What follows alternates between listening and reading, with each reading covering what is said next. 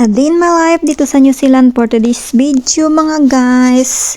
Ito pala yung aming view for today. So ngayon guys ay maglilinis ako ng aking pagtaniman ng mga gulay. So ito pala yung natanim ko before, yung cabbage na red ay purple. So yan nga guys, nilinis ko muna siya tapos bago ko siya ipalambot itong lupa na to. So ang tigas-tigas naman pala kasi ng mga damo dito guys, kasi nga ang lalaki na ng mga damo. Super big na talaga yung mga damo dito guys, at saka matigas talaga itong mga damo na to guys, no? Mas mahirap bungkalin, kaya inisa-isa ko silang binungkal guys, no? Tapos ayan na guys, tinapon ko rin yung mga damo dyan sa likod ko. Ayan, dumaan si Majesty. So ayan nga guys, pinatuloy ko na tong paglilinis ko dito. Ayan guys, ang dami talaga ang mga damo guys, at ang laki ng mga damo. So mahirap talaga silang linisin kasi nga yung ugat ng damo guys sobrang talaga sa lupa, nakadikit. Tapos yan na nga guys, ay binungkal-bungkal ko na rin itong lupa na to para siya ay lumambot at pwede ko na siyang pagtaniman ng aking mga gulay na pang winter. So winter nga ngayon guys, kaya sobrang lamig, kaya naka-jacket ako dyan ng makapal. So ayan, binilisan ko ng binungkal-bungkal guys para naitanim ko na talaga yung matagal ko nang na-germinate, kasi nga lagi kasing umuulan dito sa amin, mag-isang buwan na mula nung guys, yung nag-germinate ko yung aking mga broccoli, cauliflower at cabbage. Na-germinate ko na sila guys, matagal ko na talaga silang na-germinate, pero nga inaantay ko lang yung panahon na walang ulan, saka ko na gawin itong mga paglinis dito sa aking garden. At ngayon nga guys ay wala ngang ulan at maganda yung panahon, so nag-umpisa na ako maglinis dito sa aking garden.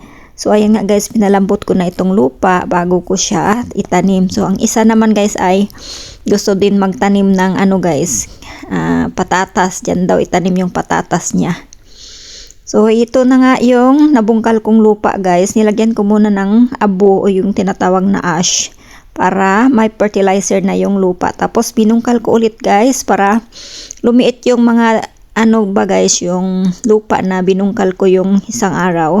So ayan, binungkal ko ulit siya para lumambot na talaga at maging pino-pino na talaga itong lupa na pagtaniman ko ng mga gulay ko na pang winter. So ayan nga guys, sobrang lamig at mahangin pa, kaya naka-jacket na naman ako. At ito naman si Puma. Magtanim? Ha? Ha? Ha? Ha? Ha? Magtanim ikaw? Ha? So ito na nga guys, na-ready ko na itong pagtaniman ko. So itinanim ko na nga itong aking na-germinate na mga cauliflower. Ayan guys, ito pala yung aking na-germinate na cauliflower. Broccoli, cauliflower. So ayan guys. Ayan din yung aking beetroot. So ayan. Ayan din si Puma. Kung saan ako, andyan siya. Ayan guys, magtanim na ako ngayon ng ating mga nasimilya na mga gulay. Let's go!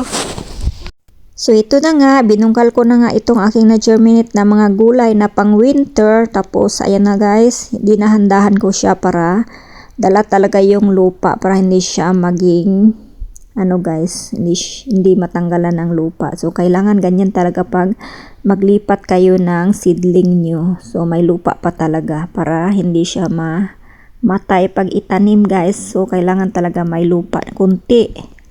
So ayan nga guys, nilagay ko na dyan sa container, tapos itatanim ko na. So ito na nga guys, itatanim ko na, tapos dahan-dahan ko na lang silang biniyak para may lupa pa yung roots na may iwan. Tapos saka ko itanim. Tapos dinurog-durog ko pala itong mga lupa ng pinong-pino para mabilis maka-absorb itong roots ng ating broccoli, cauliflower at cabbage. So ayan na nga guys, tinanim ko na sila isa-isa, tapos dinahandahan ko talaga silang i-separate sa lupa. Ayan guys, magtanim tayo ng, ito pala yung mga gulay na pang winter. Pwede sila sa malamig na panahon kasi nga makapal naman yung kanilang mga dahon. So ito pala ay broccoli, cauliflower at saka cabbage.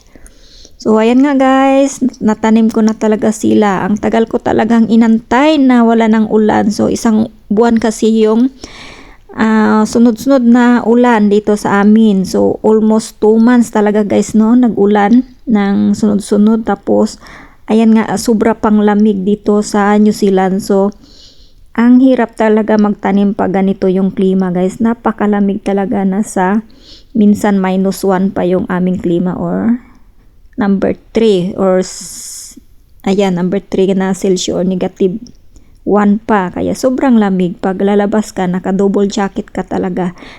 Kaya nga, ngayon lang ako nakapagtanim ng aking pang-winter na gulay kasi inaantay ko muna na tumigil yung ulan, na everyday kasi dito ay may ulan. So ngayon lang talaga ako may free time na magtanim dito sa labas. Kaya binilisan ko na guys kasi nga bihira lang talaga yung panahon na walang ulan dito. Pagdating talaga sa winter ay lagi talagang may ulan at laging makulimlim itong aming paligid dito.